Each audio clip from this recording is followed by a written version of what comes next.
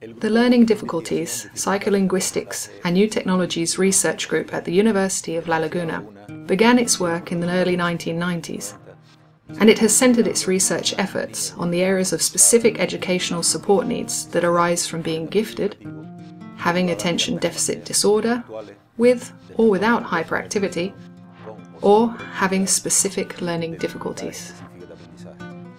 Over the past 10 years, this group has contributed to knowledge transfer in two ways.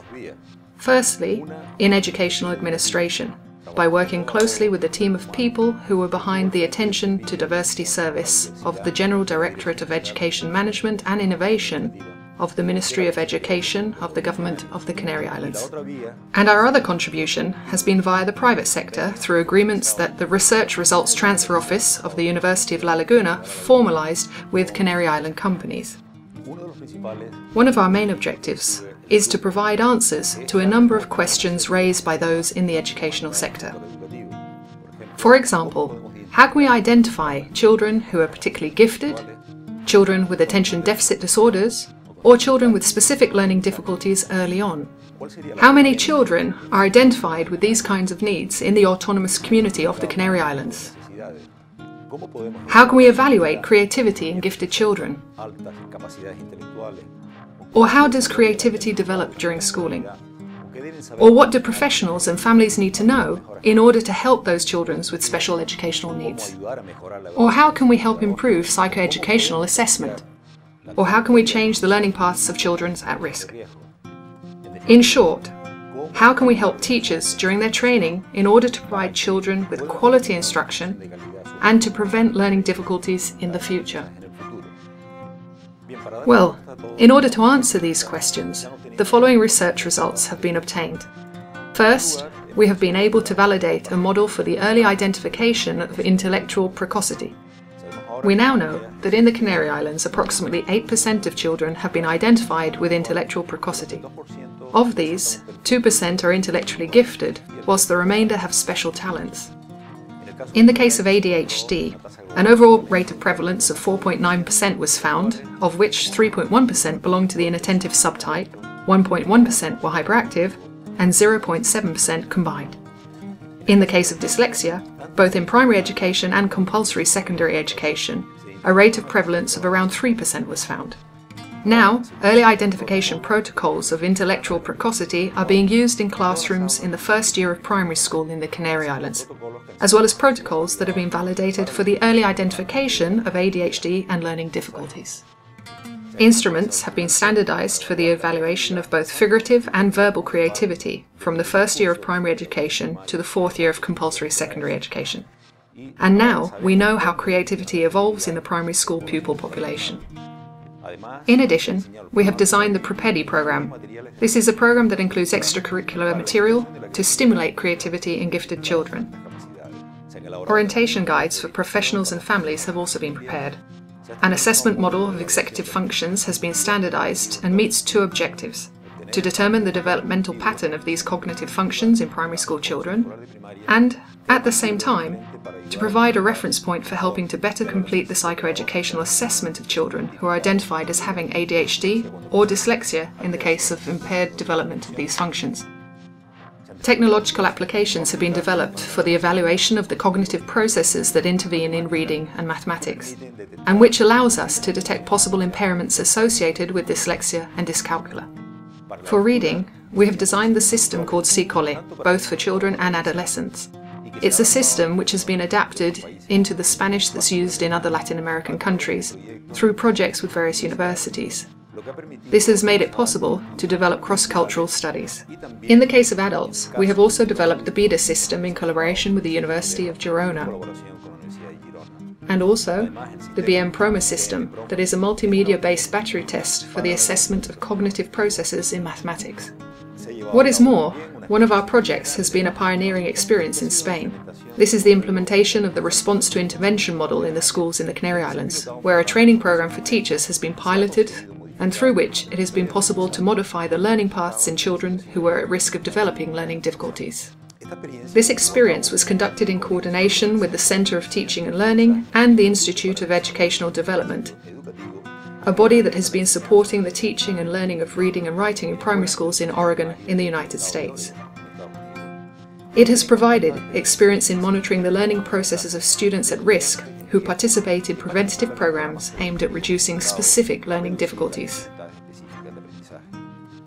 Video games have been developed for the treatment of dyslexia and mathematics in collaboration with Canary Island companies.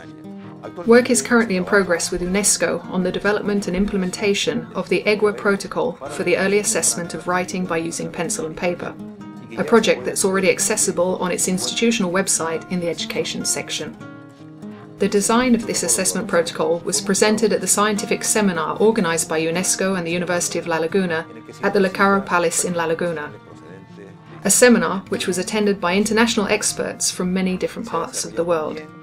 A protocol equivalent to XXI, namely TEVET, has been developed in parallel. This is a software package that allows writing assessment through the computer keyboard during the first years of schooling. In this country, the existence of specific learning difficulties in school populations had not been previously acknowledged. The education legislation passed in 2006 was a historical milestone, in that for the first time, this diagnostic category was included and is maintained today in the Organic Law on the Improvement of Quality of Education. It should be noted that the Canary Islands is one of the state's autonomous communities at the forefront of regulating educational assistance through specific legislation for the school population, with specific educational support needs derived from learning difficulties, giftedness, and ADHD. The criteria and procedures necessary for professionals are defined in the Canary Islands educational legislation itself. In this case, mostly to ensure that the teams of educational psychologists have appropriate instruments for psychoeducational assessment.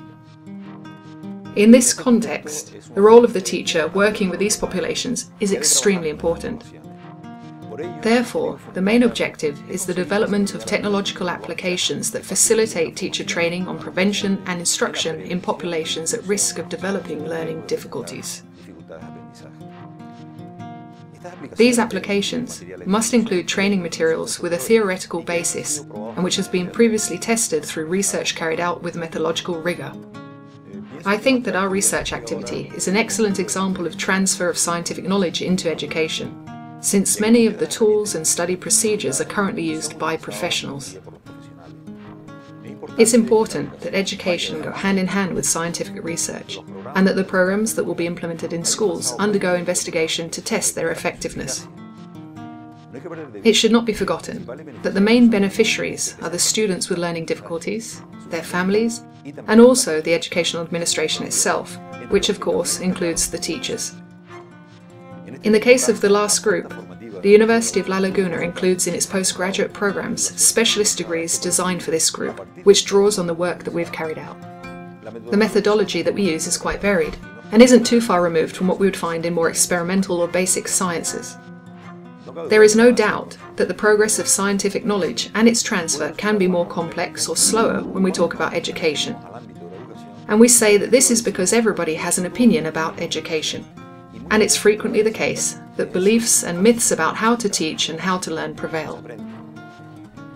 This often prevents more rapid progress from being made.